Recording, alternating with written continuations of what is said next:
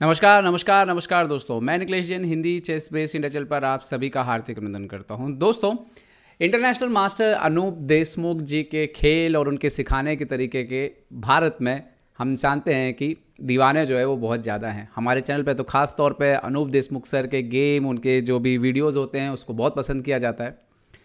Anoop Deshmukh sir पिछले कुछ समय से अब ट्रेनिंग नहीं देना चाह रहे हैं क्योंकि वो अभी भी अपने खेल को एंजॉय करना चाहते हैं, तो अब उन्होंने फिलहाल ट्रेनिंग से ब्रेक लिया हुआ है।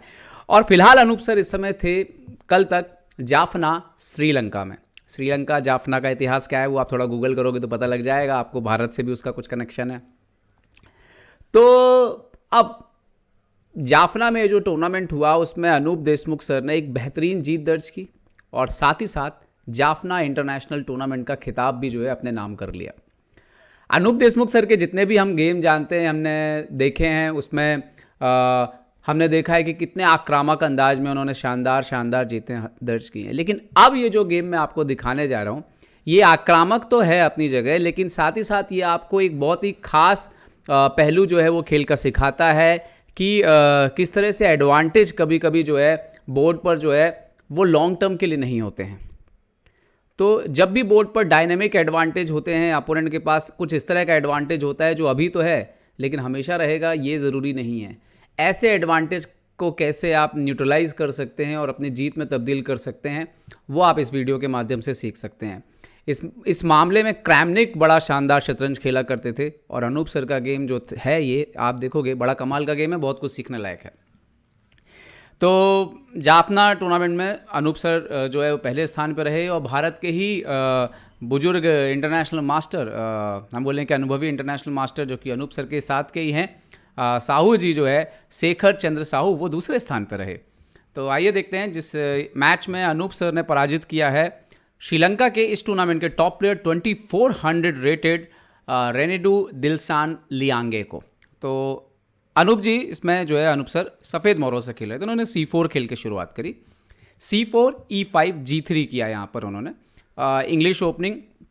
ओके, C6 करते हैं यहाँ पर Dilshan, bishop G2, night F6, night C3, यहाँ पर D5 खेलते हैं दिलशान। अब यहाँ पर जो सबसे मेन लाइन है वो है D4 सिंपल।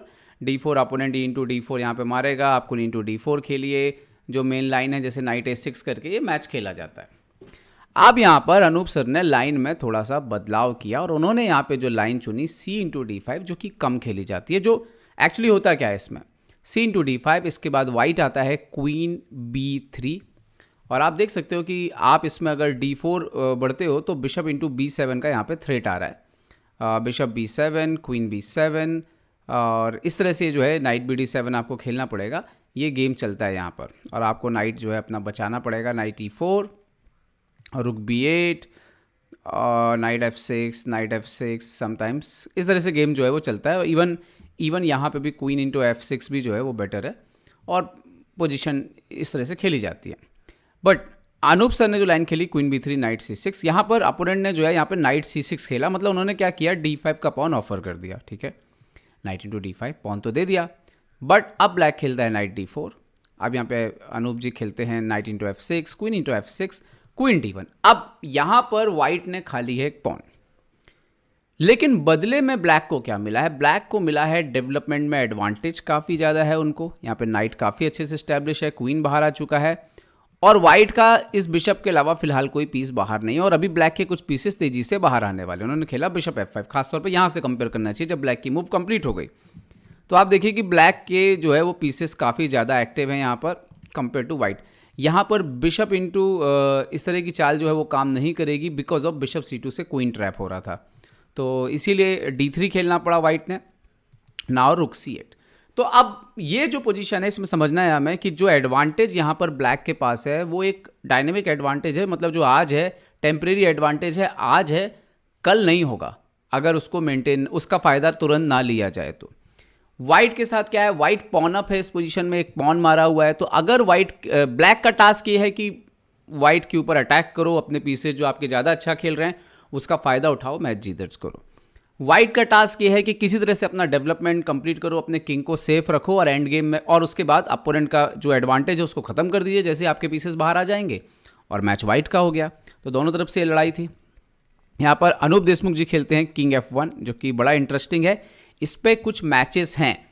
बिशप C5, इस पोजीशन पे बिशप C5 पे आप डाटाबेस में जाओगे तो आपको 3-4 गेम मिलेंगे, लेकिन अनूप देशमुख जी ने यहाँ पे खेला H4, जो कि बहुत ही ज़्यादा रेयर मूव है। एक्चुअली में इसका कोई गेम नहीं है डाटाबेस में और ये नॉवेल्टी है। सो H4 नॉवेल्टी थी। अब H4 के आने के साथ ये भी हो गया कि बिशप भी आना यहाँ पे शुरुआत हो चुकी है। कैसल कर लिया यहाँ पे ब्लैक ने, तो वो तो करना ही चाहिए, क्योंकि आप अगर डेवलपमेंट में आगे हैं तो आपको सबसे पहले तो अपने राजा को सुरक्षित रखना है और फिर आपको अपने अच्छे मोहरों का यहाँ पे फ़ायदा उठाना है। अब यहाँ पर अनूप देशमुख जी डिसाइड करते हैं कि वो एक और पॉन मार लेंगे। उन्होंने बिशप इंटू B7 मार लिया। अब ये क्या है, अब अगर आप इंजन में लगाओगे तो इंजन बोलेगा ब्लैक तो बेटर है, लेकिन बड़ी बात यह है कि क्या मैच में जो प्लेयर प्रैक्टिकली पहली बार अपनी लाइफ में वो पोजीशन फेस कर रहा है, क्या उसके अंदर इतनी एबिलिटी है कि वो इस चीज़ को गलत साबित कर पाए। और सारी लड़ाई इसी चीज़ की होती है बहुत सारे मुकाबलों में।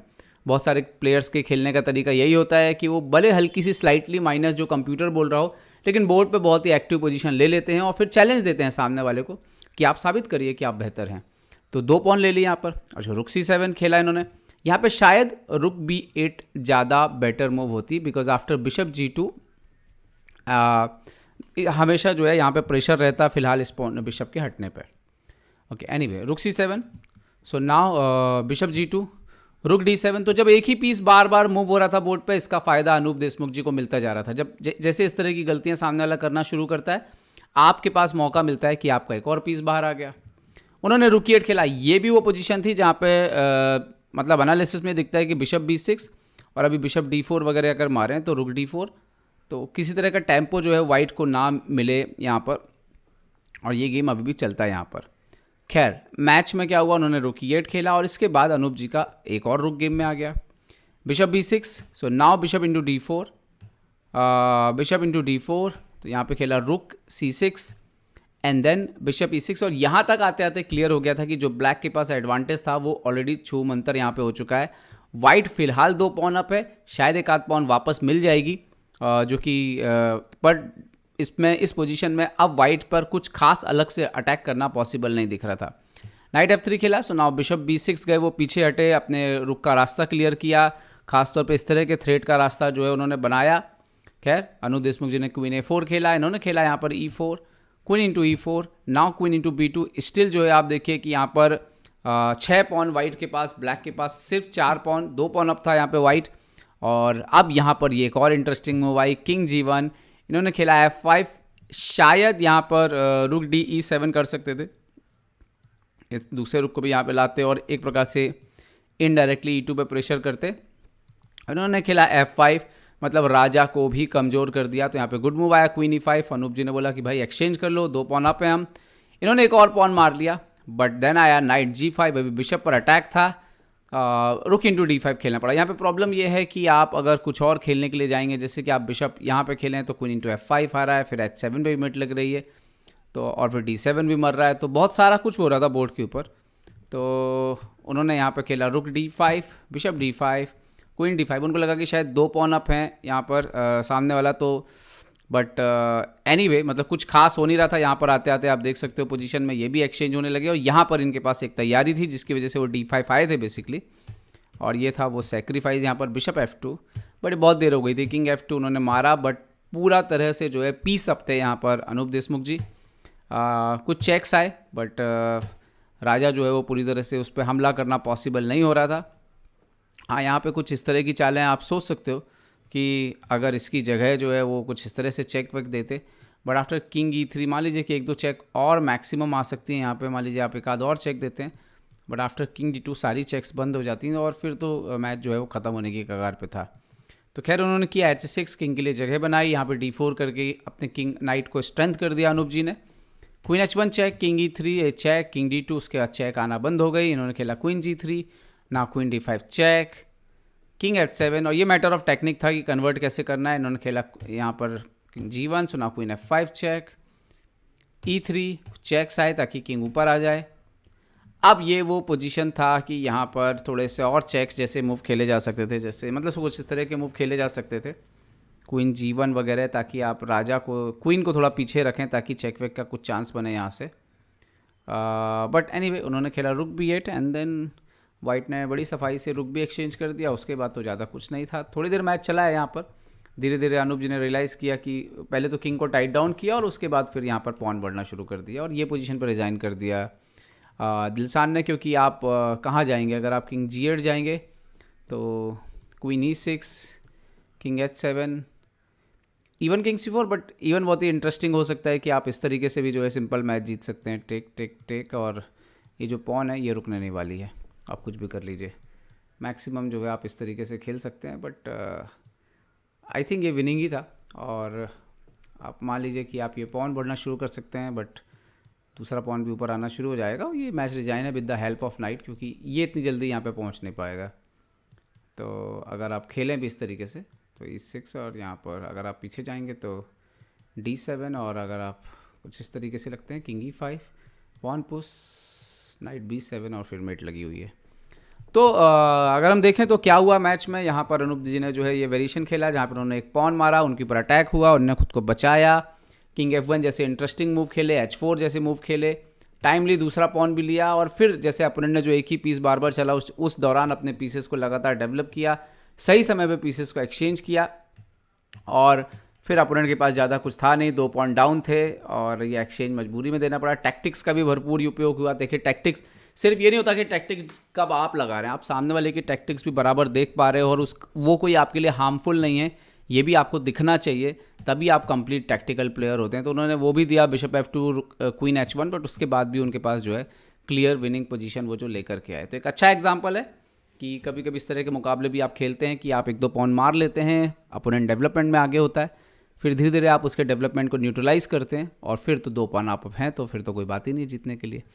तो एक बढ़िया मुकाबला अनूप जी ने जीता, अनूप देशमुख सर ने, और उसके बाद उन्होंने टूर्नामेंट भी जीत लिया। तो बहुत बहुत बधाई अनूप देशमुख सर को। उम्मीद करता हूँ इस वीडियो से आपको सीखने मिला होगा। सीखने मिला हो तो लाइक शेयर और सब्सक्राइब करना ना भूलें। देखते रहे chess base India. Chess base India के लिए मैं निकलेश जैन।